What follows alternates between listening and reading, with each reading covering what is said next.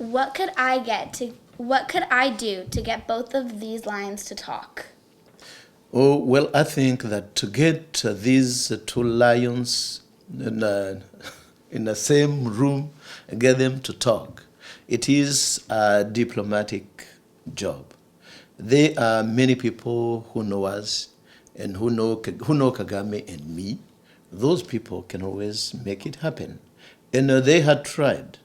In 2005, I was speaking in Seattle at the university, and one of his friends, when he heard my speech, he asked to meet me. I was ready to meet him. Then he said, no, we met for breakfast. We had to share that breakfast and talk. He told me that, listen, Paul, are you willing to meet with President Kagame and talk? I want to make it possible. And actually, Kagame has asked me to try and do it. I said, okay, there's no objection. Why should I say no? I'm not saying no. It was in March 2005. So when I said yes, I'm willing to do it, he went on, organized a meeting with President Kagame. Then I was supposed to go to Show Hotel Rwanda in 2000, the same year, in April, slightly before the commemoration. I was not able to travel and go to Rwanda that time. Then in his speech, Kagame talked about me from the beginning to the end, and my wife was sitting there. All the diplomats were laughing, but some of them scared of her life, because Kagame was talking about people, the Hollywood-made heroes. He'd saying that they are heroes, they fabricate them. So I had an appointment with him on April 11. I told his friends that, listen, this man who is insulting me in the public, in front of all his politicians, diplomats, all the everybody on the TVs, radios, you want us to meet? What are we going to talk about? I did not, so I canceled this appointment. But otherwise, it had been organized by some of his friends.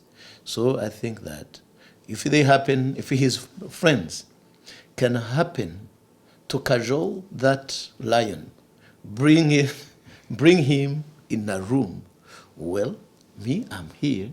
If they can bring another one, another lion, we'll meet and we'll talk. I believe, as I said, in the powers of words. I believe that words are the most powerful weapons of life and also of death, depending on how we use our words. So I can always talk to him. We can always deal.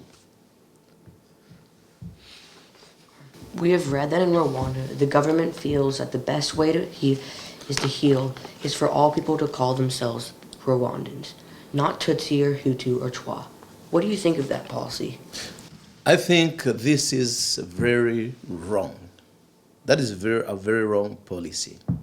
They say this, they tell this to you people from the international community. Otherwise, you and I know very well that in Rwanda there was a genocide. So if there are no Hutus, there are no Tutsis, then who killed who? We know that in Rwanda, after the war in 1994, which ended up in a genocide, there is someone somewhere lost power.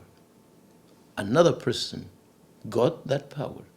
Now who lost? Who won the power? Who is there ruling?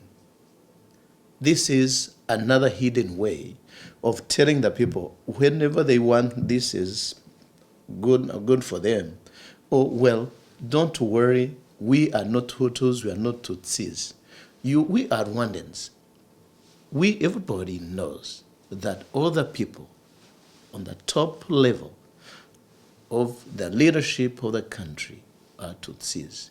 So as long as this will happen that way, we say that there are no Hutus, there are no Tutsis, because this only is in the government's interest, in President Kagame's and his government interest.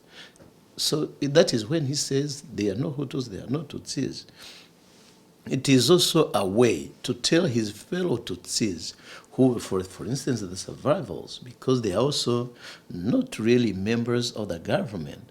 So you cannot tell, it is a way of telling them that they are also members of the government because of everything, the government, the business, because RPF, the Rwandan Patriotic Front, has taken over everything for the power, business, there's nothing left. So, and this is a tiny group of elite. This is a cover-up so that they can occupy, they can now have everything on their own. And as we are kind of, intimidated, we are Rwandans. Is that enough? You can see that Rwandans who are in power, who have everything, are those ones who used to be refugees, the former refugees in Uganda. They are the same warlords in the Congo today. So everything is so clear. I think that being a Hutu or being a Tutsi is not that the problem. I was born in a mixed family, and I'm proud of that. I'm proud of my father and my mother. So why should I say, no, these people do not exist anymore? And even if we try, are we going to succeed forever with Tutsis on power and millions of Hutus in exile? Do you think, does someone believe that this theory can last forever? To me, I don't think so. It is a kind of cheating, not telling the whole truth. There is a hidden truth somewhere. There is someone somewhere who wants to take everything for himself and pretend that because he's a Rwandan, he's no more a Tutsi, it is a Rwandan. Okay.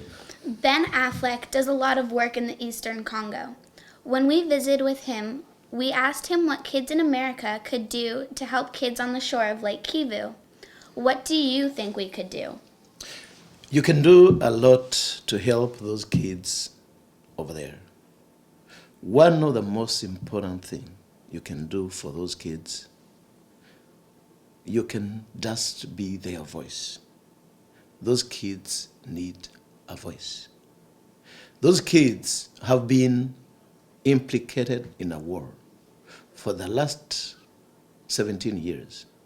Since 1996, when the Rwandan army invaded the Congo, those kids are no more going to schools because going to school is a luxury which is not afforded during a war.